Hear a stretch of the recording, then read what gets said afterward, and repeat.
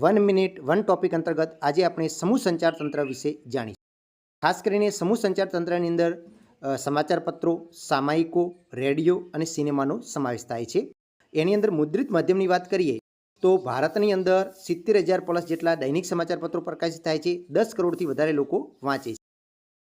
આ ઉપરાંત ચેનલોની વાત કરીએ તો ઉપગ્રહ આધારિત 960 જેટલી ચેનલો કાર્યરત છે.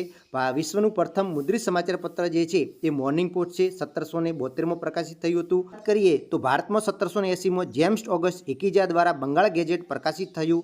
ભારતીય ભાષાની વાત કરીએ તો 1819માં સંવાદ કૌમુદી રાજારામ મોહન રાવ દ્વારા, મુંબઈ સમાચાર નામે 1822માં ગુજરાતી ભાષાનું અને 1826માં ઉદંત માતન હિન્દી ભાષાનું પ્રકાશિત થયું.